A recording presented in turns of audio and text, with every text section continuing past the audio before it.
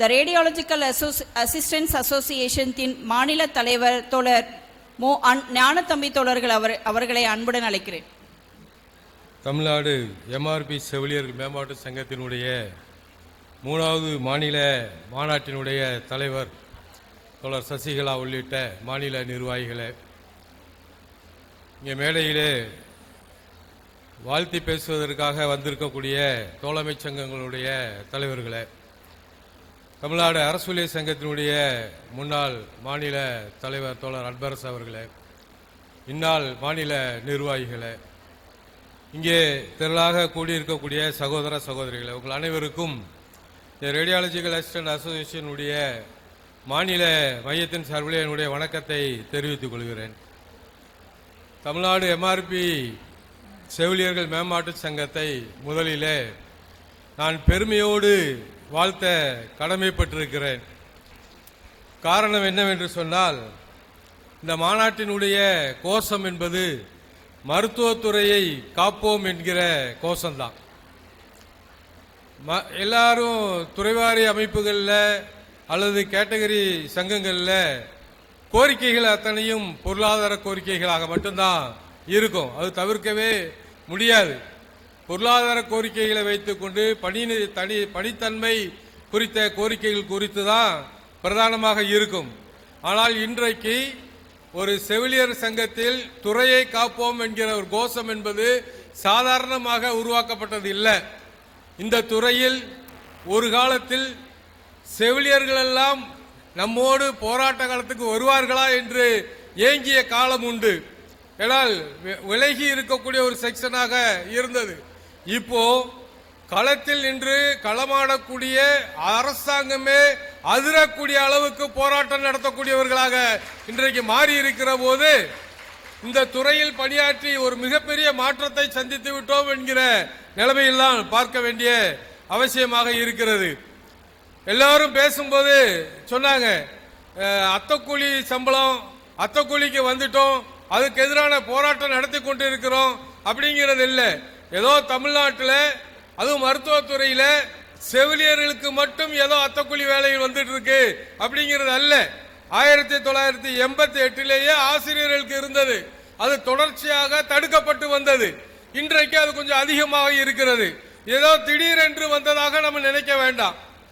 திடீரென்று வந்ததாக நினைக்க வேண்டாம்.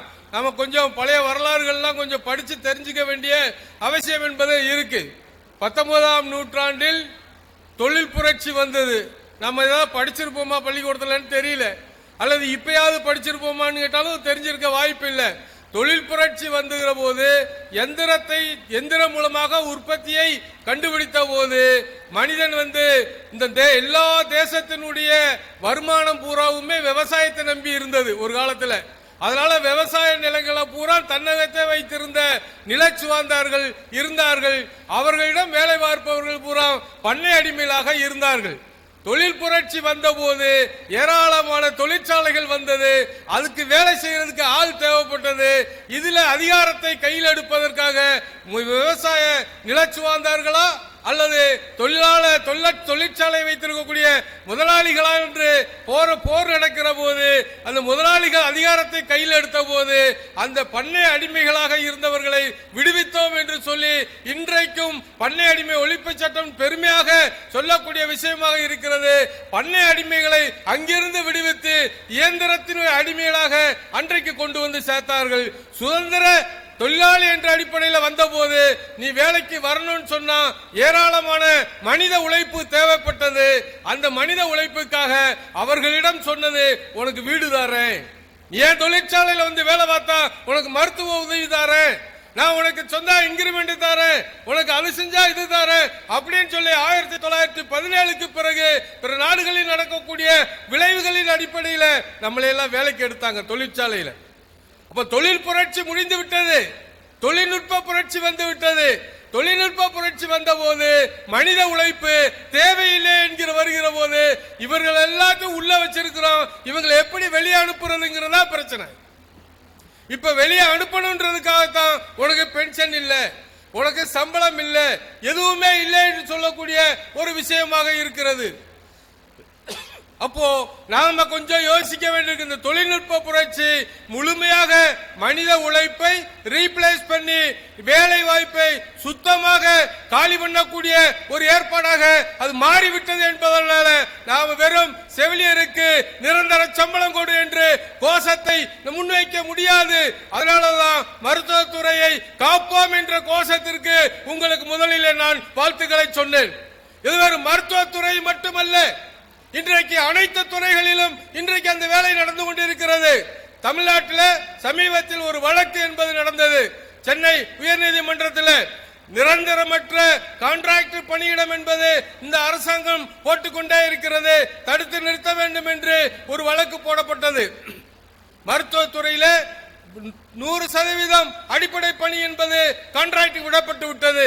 பாராமெடிக்கல் ஸ்டாஃப், செவிலியர்கள், ரேடியோகிராபர், லேப் டெக்னீஷியன் எல்லா போஸ்டும் இன்றைக்கு கான்ட்ராக்ட் போயிட்டு இருக்கு. உச்சபட்சமாக வெறும் 21,000 ரூபாய்க்கு பல் மருத்துவர் உள்ள வேலைக்கு எடுக்கக்கூடிய அளவுக்கு வந்துவிட்டது. அரசு அமைச்சரிடம் கேட்கிறார்கள், நாங்கள் நிரந்தர பணியிடம் மட்டுமே எடுப்போம் என்று சொன்னார். சமீபத்தில் அந்த உயர்நீதிமன்ற வழக்கில் தமிழக அரசு ஒரு அபிடவிட் கொடுத்திருக்கிறது. என்ன கொடுத்திருக்குன்னு சொன்னா, நாங்கள் நிரந்தரமற்ற பணியிடத்தில் நியமனம் செய்வது எங்களுடைய கொள்கை முடிவு என்று அறிவித்து விட்டது. அப்படின்னு சொன்னா அரசாங்கம் கொள்கை முடிவு எடுத்து விட்டால் கோர்ட் தலையிடாது, வழக்கு தள்ளுபடி செய்யப்பட்டு விட்டது. வேக வேகமாக இன்றைக்கு கான்ட்ராக்ட் நியமனம் என்பது வந்து கொண்டே இருக்கிறது. அப்படின்னு சொன்னா ஏதோ மா சுப்பிரமணியம் சொல்லிவிட்டார் என்று நீங்கள் கருத வேண்டாம், அல்லது இந்த விடியல் அரசு சொல்லிவிட்டது என்று கருத வேண்டாம். இதற்கு முன்னாடி இருந்த அதிமுக அரசாங்கத்துடைய நிலையம் அதுதான்.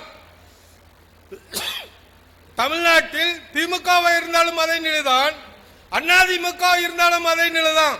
ஆனா தமிழ்நாட்டில் இருந்தா திமுகவும் அதிமுகவும், ஆந்திராவில் எந்த திமுக இருக்கு, தெலுங்கானாவில் எந்த ஏடிஎம்கே இருக்கு, அங்கேயும் கான்ட்ராக்டுக்காக ஆளுக்களை எடுக்கிறார்கள். ஹரியானாவில் இன்றைக்கு கான்ட்ராக்டுக்கு ஆள் எடுக்கிறார்கள். பஞ்சாப்ல கான்ட்ராக்ட்ல தான் ஆள் நியமனம் என்பது செய்யப்பட்டு வருகிறது. இந்தியா முழுவதும் எல்லா மாநிலங்களிலும் இன்னைக்கு எல்லா கேட்டகரியும் தற்காலிக பணியிடங்களாக மட்டுமே நியமனம் செய்யப்பட்டு வருகிறது. இது ஏதோ இங்க இருக்கக்கூடிய திமுக அதிமுக அல்ல, அங்க இருக்கக்கூடிய பிஜேபி அல்ல, அங்க இருக்கக்கூடிய தெலுங்கானா கட்சி கிடையாது. எல்லா கட்சிகளும் இன்றைக்கு இந்த சமூகத்தில் யாருக்கோ ஒருத்தருக்கு ஆதரவாக இருக்கக்கூடியவர்களாக இருக்கிறார்கள். யார் அவர்கள்? யாருக்கு ஆதரவு? இந்தியாவினுடைய ஒட்டுமொத்த உற்பத்தியினுடைய வருமானத்தை பகிர்ந்தளிப்பதில் நம்மை போன்ற உழைப்பாளிகளுக்கு கொடுக்கக்கூடிய சம்பளம், உரிமைகள் என்ற அடிப்படையில் பங்கீடு என்பது மிக குறைந்த வகையில் போய்கொண்டிருக்கிறது. அதிகமான பங்கீடு என்பது கார்ப்பரேட் முதலாளிகளுக்கு கொடுக்கப்பட்டு வருகிறது. ரொம்ப சிம்பிள். பேங்க்ல நீங்க மினிமம் பேலன்ஸ் வைக்கலன்னா உங்களுக்கு 250 ரூபாய் ஃபைன் போடுவான். இப்படி 250 ரூபாய் ஃபைன் போட்டது 12,000 கோடி ரூபாய் நாம ஃபைன் போட்டு வச்சிருக்கிறோம். ஆனா பல ஆயிரம் கோடி ரூபாய்களை கடன் வாங்கியவர்களுக்கு தள்ளுபடி பண்ணுகிறான். அப்ப யாரோட சொத்தை எடுத்து யாருக்கு கொடுக்கிறார்கள் என்பதற்கு இதை தவிர பெரிய உதாரணம் தேவையில்லை. நம்மை போன்ற உழைப்பாளிகளுக்கு சம்பளம் கொடுப்பது கூட அவர்களுக்கு சுமையாக இருக்கிறது.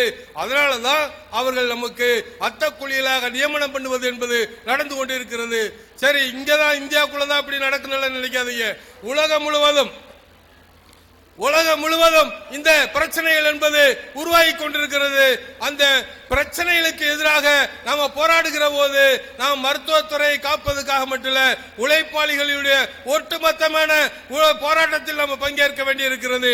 ஒரே ஒரு உதாரணத்தை சொல்லி முடிக்கிறோம். எப்படிப்பட்ட வேலையை நாம் செய்ய வேண்டியிருக்கிறது. சமீபத்தில் ஒரு அரசு மருத்துவமனையில எனக்கு ஊசி போட்டுக்கிறதுக்காக போயிருந்தேன். அதுல டாக்டர் எழுதியிருக்கிறது டைசைக்ளோ எழுதியிருந்தாரு. நான் அந்த செவிலியர்கிட்ட போய் அந்த சீட்டை கொடுத்தேன். அந்த செவிலியர் என்கிட்ட கேட்டாங்க, ஏப்பா உனக்கு இழப்பு இருக்கா, உனக்கு வீசிங் இருக்கா அப்படின்னு கேட்டாங்க. ஏமா நான் நல்லா தானே இருக்கிறேன், இனி எதுக்கு வீசிங் கேஸ்ன்னு சொல்ற அப்படின்னு. இல்ல உனக்கு டெரிஃபிலின் எழுதியிருக்காரு டாக்டர்னு சொன்னாங்க. நல்லா படிமா அது டைக்ளோ அப்படின்னு. விஷயம் தெரிஞ்ச எனக்கே அந்த அம்மா டெரிஃபிலின் போடுற மாதிரி ஆச்சுன்னா நான் மக்களோடு அவர்களோடு இணைந்து இருக்க வேண்டிய அவசியம் இருக்கிறது. அவர்களோடு உதாசீனப்படுத்துகிறவர்களாக நாம் இருந்தோம்னா மக்களோடு இணைந்து இந்த போராட்டத்தை நடத்த முடியாது. இன்னொரு உதாரணம் என்னன்னு சொன்னா, ஒரு கிராம சுகாதார செவிலியர் அந்த சங்கத்தில் இருப்பதனால அவர் அந்த அதிகாரி டிரான்ஸ்பர் பண்றாரு. வெள்ளிக்கிழமை காலையில டிரான்ஸ்பர் ஆர்டர் வருது, அவங்க சனியா லீவு போட்டு ஊருக்கு போயிடுறாங்க. அந்த ஊர் கிராமத்துக்கு நம்ம ஊர் நர்ஸை டிரான்ஸ்பர் பண்ணிட்டாங்கன்னு தகவல் வருது.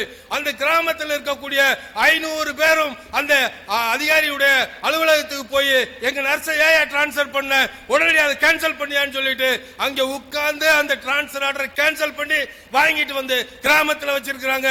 அவங்களை டிரான்ஸ்பர் பண்ணதும் அந்த செவிலியருக்கு தெரியாது, அவங்களை கேன்சல் பண்ணதும் அந்த செவிலியருக்கு தெரியாது. காரணம் ஏன் அந்த மக்கள் போனாங்கன்னு சொன்னா, அவர்களோடு மக்களோடு மக்களாக அவருடைய சுக துக்கங்களில் இணைந்து செயல்பட்டதனால அந்த நர்ஸை டிரான்ஸ்பர் பண்ணுவதற்கு அந்த ஊர் மக்கள் ஏற்றுக்கொள்ளவில்லை. அப்படி மக்களோடு மக்களாக இங்கே இருக்கக்கூடிய சகோதர சகோதரிகள் அத்தனை பேரும் இணைந்து நின்று இந்த மருத்துவத்துறை மட்டுமல்ல, ஒட்டுமொத்தமான நம்முடைய சொத்தை பாதுகாப்பதற்கு, நம்முடைய பங்கை பெறுவதற்கான ஒரு பொது போராட்டத்திற்கும் கலந்து கொள்ள வேண்டும், கலந்து கொள்வீர்கள் என்ற நம்பிக்கையோடு இந்த பேரவையை துவங்கி வைக்கிறேன். நன்றி, வணக்கம். கௌரவிக்கும் விதமாக தோழர் ஹேமச்சந்திரன் அவர்களே அன்புடன் அழைக்கிறேன்.